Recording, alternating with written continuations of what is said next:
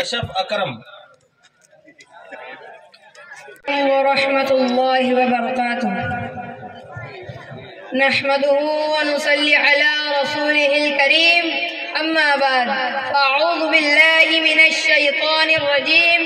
بسم اللہ الرحمن الرحیم ان هذا القرآن يهدي للتي هي اقوم کتاب ہدا میں یہ تاثیر دیکھی، کتاب ہدا میں یہ تاثیر دیکھی، بدلتی ہزاروں کی تقدیر دیکھی، کیوں نہ ہو ممتاز اسلام دنیا بھر کے دینوں میں، کیوں نہ ہو ممتاز اسلام دنیا بھر کے دینوں میں، وہاں مذہب کتابوں میں یہاں قرآن سینوں میں۔ محترم و معزز علماء کرام، عزیز سامعین،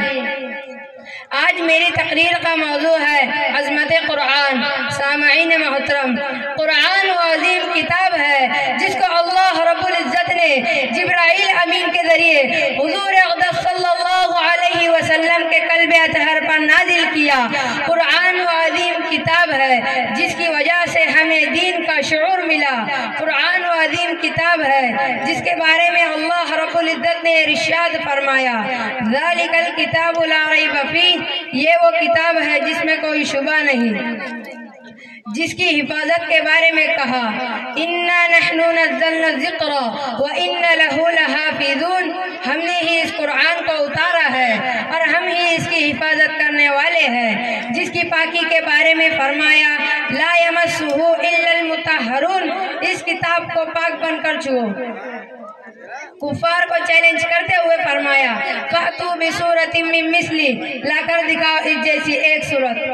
جب اللہ کے علم نے اس دنیا کے نظام کو بنانا چاہا تو آسمان دنیا پر تمام فرشتوں کو جمع کیا۔ تمام فرشتے حیران و پریشان تھے کہ آج کون سا دن ہے جس کی وجہ سے جمع کیا گیا، مگر تھوڑی دیر بعد اللہ رب العزت نے اپنی زبان سے سورہ یاسین کی تلاوت شروع کی۔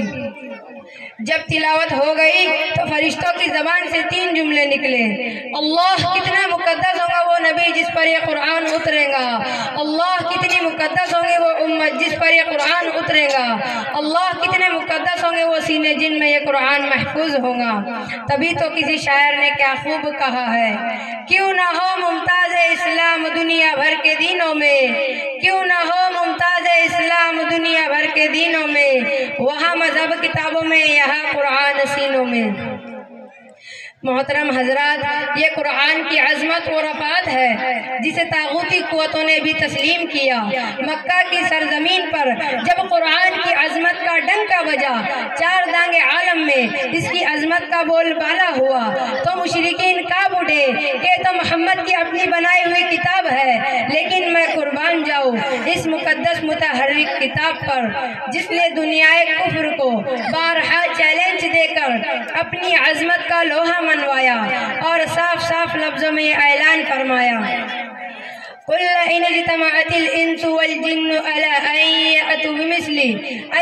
بِمِثْلِ هَٰذَا الْقُرْآنِ لَا يَأْتُونَ بِمِثْلِهِ وَلَوْ كَانَ بَعْضُهُمْ لِبَعْضٍ ظَهِيرًا۔ تو میں کیوں نہ کہوں، دشمن نہ ملیں گا تمہیں شیطان سے بدتر، دشمن نہ ملیں گا تمہیں شیطان سے بدتر، رہبر نہ ملیں گا تمہیں قرآن سے بہتر۔ محترم حضرات، یہ قرآن عظیم کیوں نہ ہوگا، اس میں کرشمہ سازی کیسے نہ ہوگی، اس کا اتارنے والا امین، اس کا لانے والا امین، جس پر یہ قرآن نازل ہوا وہ بھی امین، جس شہر میں یہ قرآن اترا اسے بھی حق تعالی شانہ نے بلد امین کہہ کر پکارا، جس مہینے میں اترا اس مہینے کو بھی سب مہینوں سے افضل بنایا،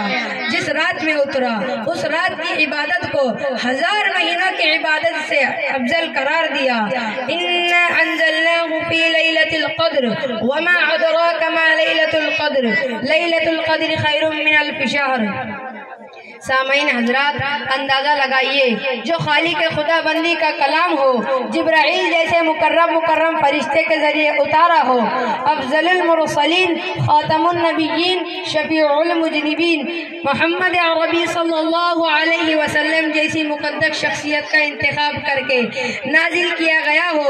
بلد امین اور مدینہ منورہ جیسے شہروں میں جس کا نزول ہوا ہو،